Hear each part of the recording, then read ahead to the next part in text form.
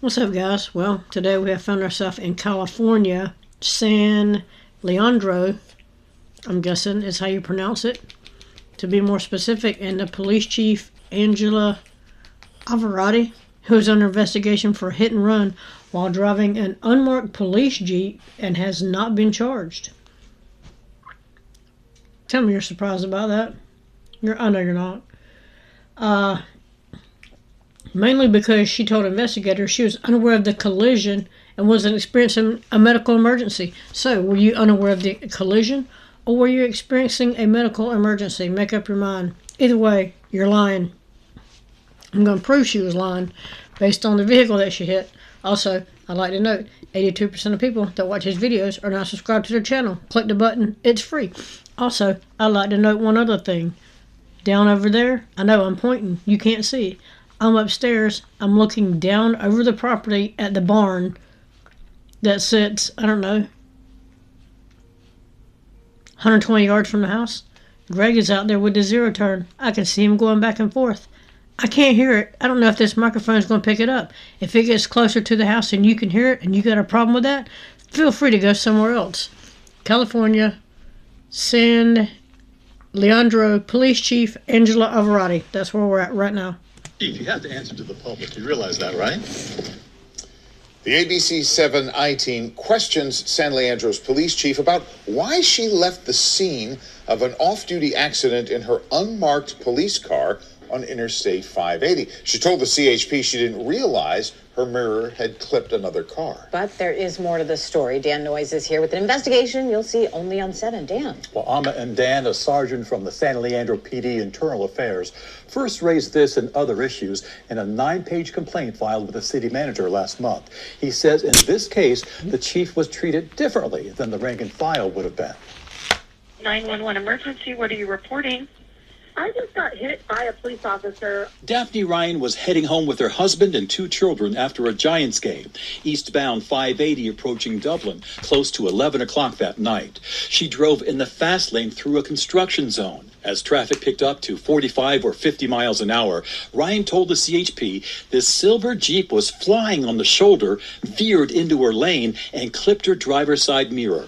And I mean, he smoked my mirror. It woke up both. Clipped her driver's side mirror. So they were driving off of the left-hand lane on the shoulder. Why? My kids instantly.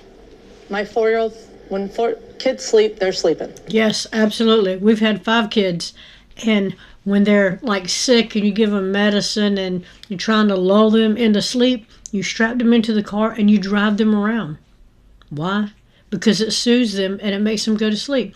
Even when they're not sick, when we were going to and fro wherever and they were little, they get in them car seats, not even in the car seats, if they're old enough to be out of the car seat. Trust and believe, children fall asleep in a vehicle. It takes an act of God to wake them up. What did it sound like? Like a shotgun. Oh yeah, it scared me. We got off at the next exit so I can calm down because I was like, it startled me. Ryan told the CHP the Jeep had police lights flashing in the rear window, but that after the impact, the driver turned off all the vehicle's lights, quickly crossed 4 lanes, and exited the highway. He's not pulling over or anything. Her husband was able to catch the license plate, and the CHP ran the number. Who hit Nobody was expecting that, were they? me? Because you guys can look that kind of stuff up. It's from San Leandro. Oh, it's a San Leandro police officer. Okay. Okay. So are you Absolutely ridiculous. It turned out to be an unmarked San Leandro police car assigned to Chief Angela Everett. Why didn't you stop your car when you hit that car last May? Why didn't you stop? Through a spokesperson, Everett declined my request for an interview, so I met her after work. Chief, you have to answer to the public. You realize that, right?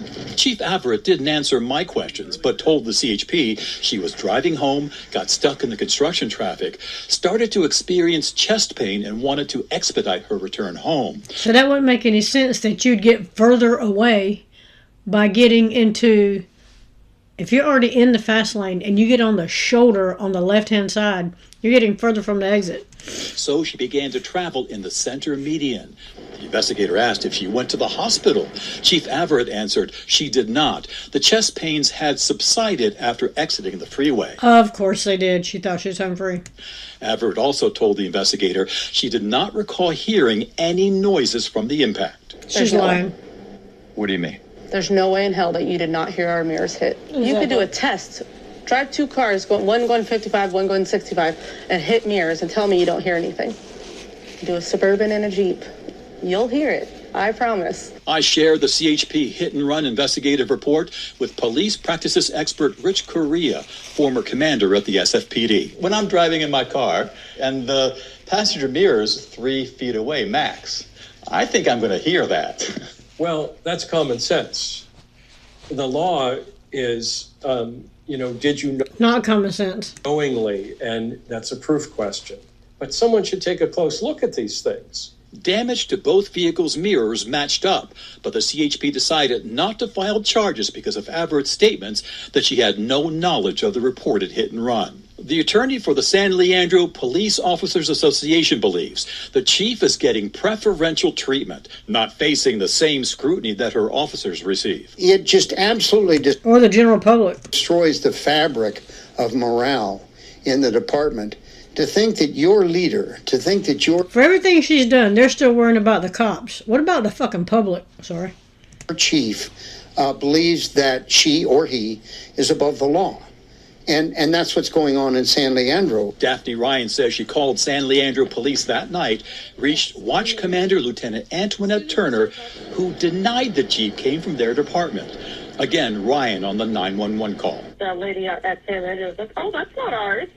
And I was like, yes, it is. I already called the police. 5 minutes later, Ryan says Lieutenant Turner called her back with an offer. Turner calls me back saying that we'll take care of your damage of your car if we cannot make a report. Did it seem odd to you that a police officer is trying to get you not to file a police report? Yes. Yes, it was very suspicious. And I even told her, I said, it's very weird that you're trying to stop me from making a police report about a police officer. Antoinette Turner left the San Leandro Police Department this past December.